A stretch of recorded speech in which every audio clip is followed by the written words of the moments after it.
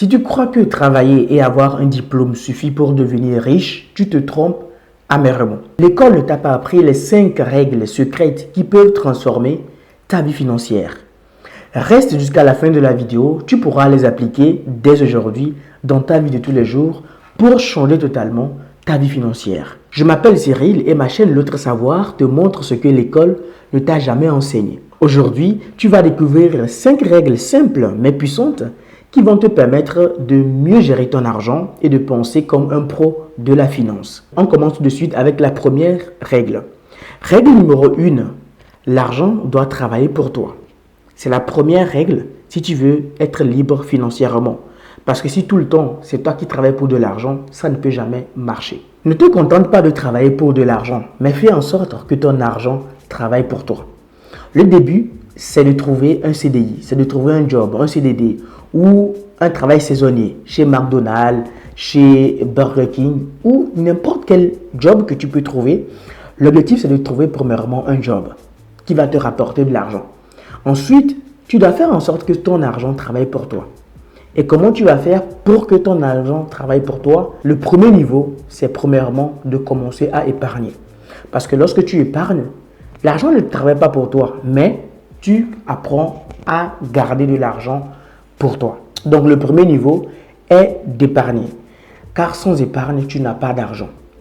Avec l'argent que tu vas épargner, tu vas investir. Si tu veux garder ton argent, tu peux investir en bourse en ouvrant un PEA et dans lequel tu vas investir dans les ETF. Tu peux aussi investir dans les SCPI. Je ne connais pas trop sur les SCPI, mais je sais que déjà, les ETF sur les PEA, tu peux déjà commencer parce que c'est très rentable sur l'année. Ça dépasse au moins le taux de l'inflation en France. Ça va te permettre en fait de dépasser au moins le taux de l'inflation à l'année. Ça te permettra d'avoir quelques gains sur ce que tu as investi. Mais il faut choisir les bons ETF. As-tu déjà essayé d'investir même un petit montant? Dis-le-moi en commentaire. Règle numéro 2, connaître la différence entre un actif et un passif. C'est très important et c'est la base en fait de la finance. Si tu veux commencer à investir, tu dois savoir ce qui te fait sortir de l'argent et ce qui te fait gagner de l'argent. Si tu veux être libre financièrement, tu dois obligatoirement connaître la différence entre un passif et un actif. Pour même gérer ton argent et le fructifier, tu dois connaître aussi la différence entre un actif et un passif. Tu vois que c'est très important pour toi de connaître en fait cette différence. Mais pour faire simple, un actif, c'est tout ce qui peut te faire mettre l'argent dans ta poche. Tout ce qui peut te rapporter de l'argent. Mais un passif, au contraire, c'est tout ce qui peut te faire sortir de l'argent de ta poche. C'est tout ce qui peut te faire perdre l'argent. Quand tu fais tes courses, quand tu achètes de l'essence, quand tu achètes des fringues, quand tu achètes un habit chez Zara ou chez n'importe quelle marque, ça te sort de l'argent de la poche. Alors, ce que tu achètes, c'est un passif. Prenons par exemple que tu achètes une voiture de luxe, une Range Rover. C'est souvent un passif. Pourquoi?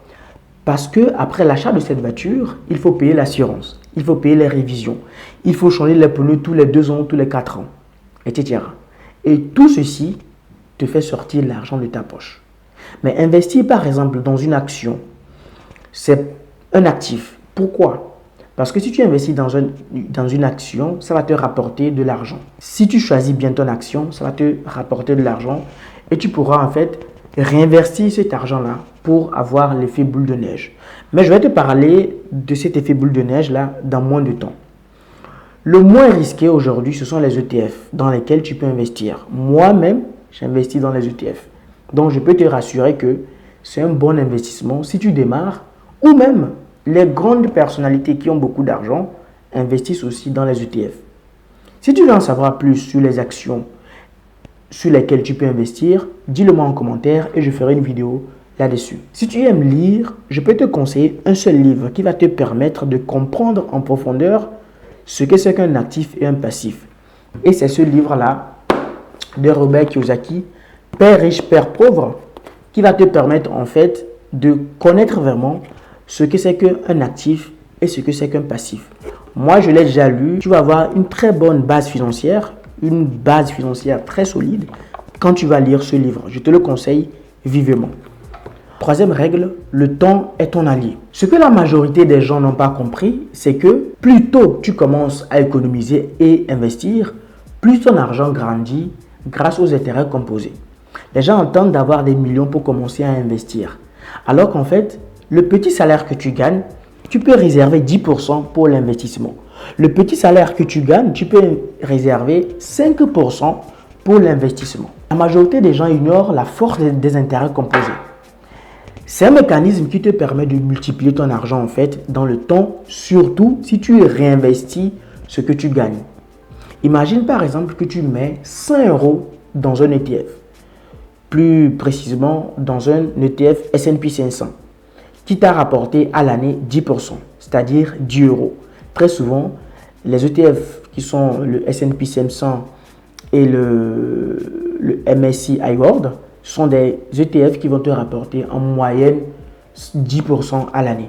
Eh bien, l'année qui va suivre, si tu ne retires pas les 10 euros que tu as gagnés, c'est 110 euros en fait qui sera réinvesti. Et ainsi de suite. C'est l'effet boule de neige en fait. Pour mieux comprendre l'effet boule de neige, imagine une boule de neige qui tombe d'une falaise. Au début, elle est petite. Au fur et à mesure qu'elle descend, elle prend du volume parce qu'elle s'enroule dans de la neige et jusqu'à ce qu'elle atteigne le bas de la falaise, elle grossit, elle devient une grosse boule de neige. C'est comme ça en fait la force des intérêts composés. Lorsque tu commences à investir 100 euros, l'année qui va suivre, c'est 110 euros qui sera réinvesti. L'année qui va suivre, peut-être c'est 120 euros qui sera réinvesti et ainsi de suite. Moi, j'ai commencé très tard et j'aurais gagné beaucoup plus si j'avais commencé plus tôt. Mais je ne sais pas quel âge tu as aujourd'hui. Mais je te conseille de commencer plus tôt, le plus tôt que possible. Parce que si tu commences le plus tôt que possible, tu es sûr que à long terme, tu vas gagner, tu vas tirer ton compte. Règle numéro 4, éduque-toi financièrement.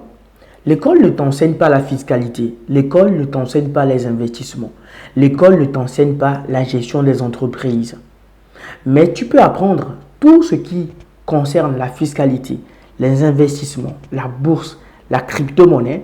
Tu peux apprendre ça en lisant ou en suivant des experts.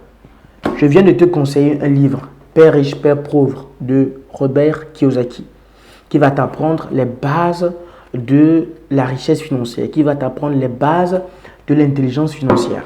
Si tu commences déjà à lire ce livre, c'est un bon début pour toi pour savoir ce que c'est qu'un actif et un passif. Ce livre va t'enseigner les bases de l'intelligence financière et tu pourras ensuite lire d'autres livres qui vont te permettre en fait de catapulter en fait ton intelligence financière. Ce que tu ignores aussi, c'est que tu as la chance d'avoir aujourd'hui une connexion qui te permet de te connecter à YouTube aujourd'hui.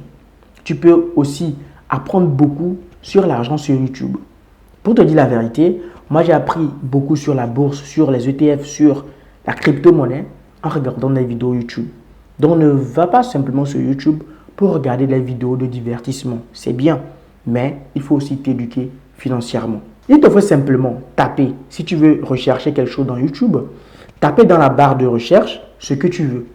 Et YouTube va te proposer des vidéos et tu choisiras en fait la vidéo que tu veux. Et n'oublie pas, plus tu apprends, plus tu as dans la tête et moins tu commets des erreurs financières. Si tu es arrivé jusque-là, n'hésite pas à me laisser un like et à t'abonner pour les prochaines vidéos. La cinquième règle, c'est le risque intelligent. Tu dois prendre des risques intelligents. Tu dois prendre des risques calculés. Tu ne dois pas mettre tes œufs dans le même panier. Non, tu dois investir dans beaucoup de choses et toujours avoir une épargne de sécurité qui va te permettre de t'en sortir dans les moments sombres. Les gros succès viennent souvent de ceux qui osent mais savent gérer les risques.